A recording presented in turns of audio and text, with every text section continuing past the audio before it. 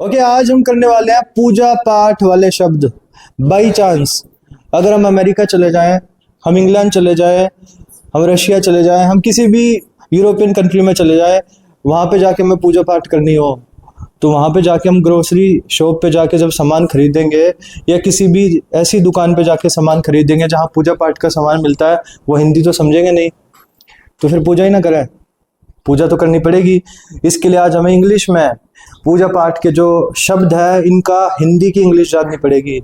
तो एक एक करके इन वर्डों की इंग्लिश देखते हैं जल्दी से, और अगर कोई डाउट है तो I repeat again again and again. First word is clarified butter. देखो, जो घी होता है, घी जो हम घी खाते हैं सब्जी में डाल के, रोटी पे चुपड़ के, या मे बी सुबह पूजा करते हैं तो वो घी का आवश्यकता होती है, तो उस घी को इंग्लिश में बोलते हैं clarified butter. Next is vermilion. जो हम तिलक लगाते हैं उस सिंदूर को इंग्लिश में बोलते हैं वर्मिलियन।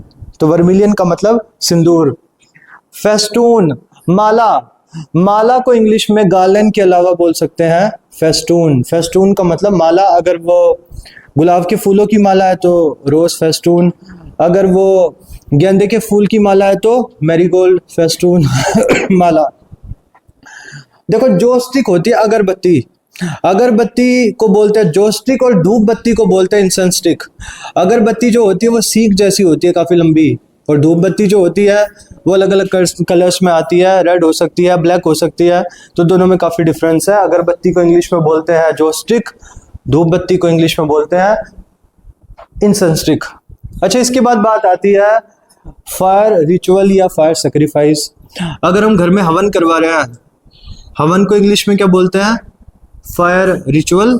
अगर फायर रिचुअल याद नहीं रहता तो फायर सेक्रीफाइस। फायर सेक्रीफाइस का मतलब भी है हवन, और फायर रिचुअल का मतलब भी हवन है। इन दो में से कोई भी एक वर्ड याद कर सकते हैं। हवन कराने को इंग्लिश में बोलते हैं फायर रिचुअल। हम अपने दोस्त को इनवाइट कर रहे हैं, आज मेरे घर पे हवन है, तो मुझसे क्या कहेंगे? We have organise fire ritual today, please come. तो फायर रिचुअल का मतलब हवन। सैंडलवुड। सैंडलवुड को पता है क्या बोलते हैं? चंदन की लकड़ी जो होती है, चंदन जो होता है जिसमें से बड़ी अच्छी खुशबू आती है, उस चंदन की लकड़ी को बोलते हैं सैंडलवुड। उसका तिलक लगाते हैं तो बड़ी अच्छी खुशबू आती है, बहुत ही पवित्र होता है, तो सैंडलवुड का मतलब चंदन की लकड़ी। अच्छा, कॉटन विक। जो रुई से जो बत्ती बनती है, खाली जो बत्ती बनती है रुई से, उसको बोलते हैं कॉटन विक। जिस बत्ती से हम पूजा पाठ करते हैं उस कॉटन विक का मतलब है रुई से बनने वाली जो बत्ती होती है उसको बोलते हैं कॉटन विक। अच्छा, ब्रास बेल। ब्रास बेल को हिंदी में क्या बोलते हैं? जो बेल होती है, कौन सी होती है वो बेल? ब्रास की। कौन सी बेल? कौन सी बेल होती है? चांदी की होती है, पीतल की होती है, तांबे की होती है? पीतल की। तो ब्रास का मतलब होता है पीतल, ब्रास बेल का मतलब है पीतल की बेल। जो बेल होती है, जो घंटी बजाते हैं, वो पीतल की होती है, तो उसको बोलते हैं ब्रास बेल। और जो लोटा होता है जिससे हम सूर्य देव को जल देते हैं, उस लोटे को इंग्लिश में बोलते हैं कॉपर पॉट।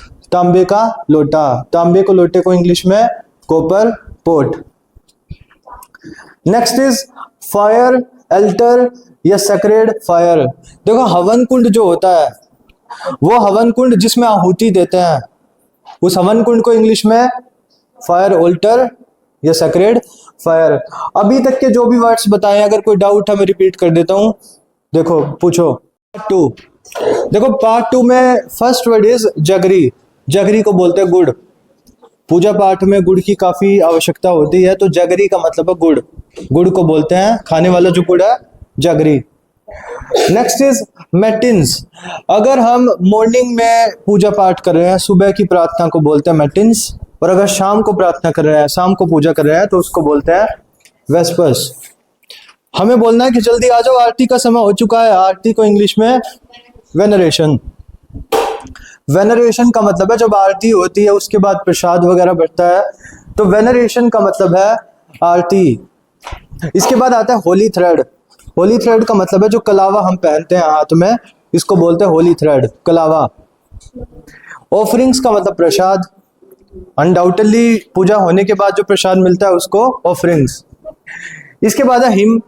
हम देखते हैं कि हमेशा मंदिर में भजन चलते रहते हैं, तो उस भजन को, भगवान के जो भजन होते हैं उसको इंग्लिश में बोलते हैं हिम। इसकी प्रोनाउंसिएशन है हिम, HYMN, हिम।